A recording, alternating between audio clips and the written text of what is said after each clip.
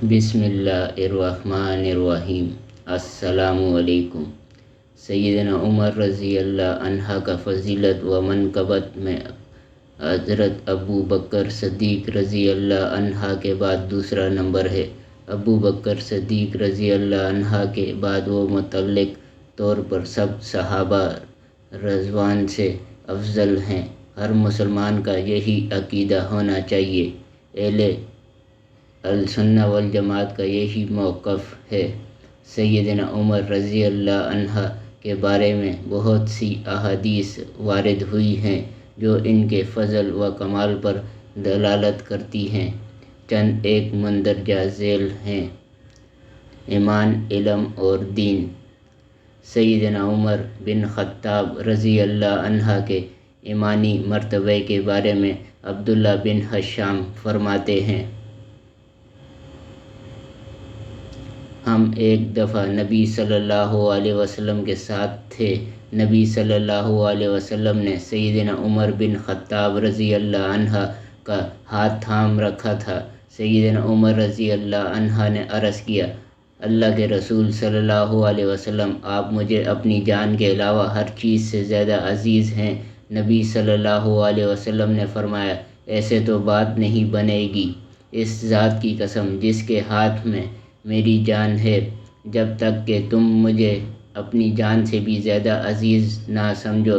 پھر سیدنا عمر رضی اللہ عنہ نے عرض کیا، اے اللہ کے رسول، اب آپ مجھے اپنی جان سے بھی زیادہ عزیز ہیں۔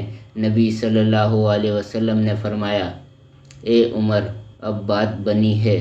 سیدنا عمر رضی اللہ عنہ کے علم کے بارے میں نبی صلی اللہ علیہ وسلم نے ارشاد فرمایا، میں ایک دفعہ سویا ہوا تھا کہ میں نے خواب دیکھا۔ بحالت خواب میں نے دودھ پیا، حتیٰ کہ میں نے اپنے ناخنوں تک سیرابی محسوس کی۔ پھر باقی دودھ میں نے عمر کو دے دیا۔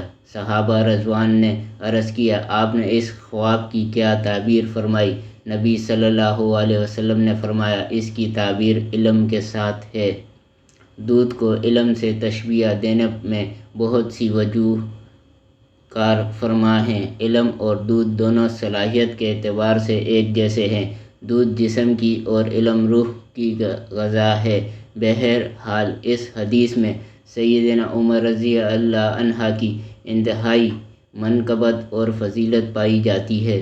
خواب کے بارے میں کہا گیا ہے کہ ہر قسم کے خواب کو ظاہر پر محمول نہیں کیا جا سکتا، چاہے وہ انبیاء کے خواب ہی کیوں نہ ہوں۔ ان میں بعض قابل تعبیر اور بعض حقیقت پر محمول کیے جاتے ہیں۔ مندرجہ بالا فرمان رسول صلی اللہ علیہ وسلم میں ذکر کردہ علم سے مراد کتاب اللہ اور سنت رسول کے ذریعے سے لوگوں کے معاملات و مسائل کی تدبیر کا علم ہے۔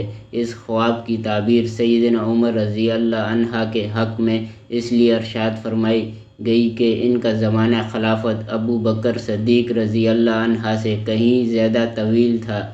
ان کی خلافت پر سب کا اتفاق تھا، جبکہ عثمان رضی اللہ عنہ کے دور خلافت میں بعض تحفظات اور اختلافات پائے جاتے تھے۔ ابو بکر صدیق رضی اللہ عنہ کی خلافت کا زمانہ نسبتاً کم تھا، اس میں فتوحات بھی بہت کم ہوئی تھی۔ بنا بری باہمی اختلافات کی کوئی نوبت ہی نہیں آئی تھی۔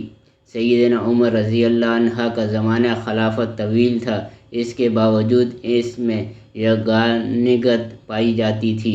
سیدنا حضرت عثمان رضی اللہ عنہ کے دور میں اسلامی حدود اربع وسیع سے وسیع تر ہوتا گیا۔ مختلف قسم کے اقوال و معارض وجود میں آئے۔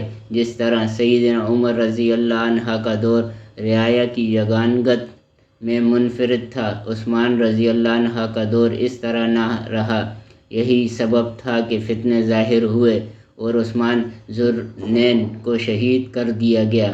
بعد ازاں علی رضی اللہ عنہ کی خلافت میں مزید اختلافات اور فتنوں کے دروازے کھلتے چلے گئے۔ سیدنا عمر رضی اللہ عنہ کے دین کے بارے میں نبی صلی اللہ علیہ وسلم نے ارشاد فرمایا، ایک دفعہ میں سویا ہوا تھا، میں نے خواب میں دیکھا کہ لوگ میرے سامنے پیش کیے گئے اور ان کے بدن پر قمیض تھی۔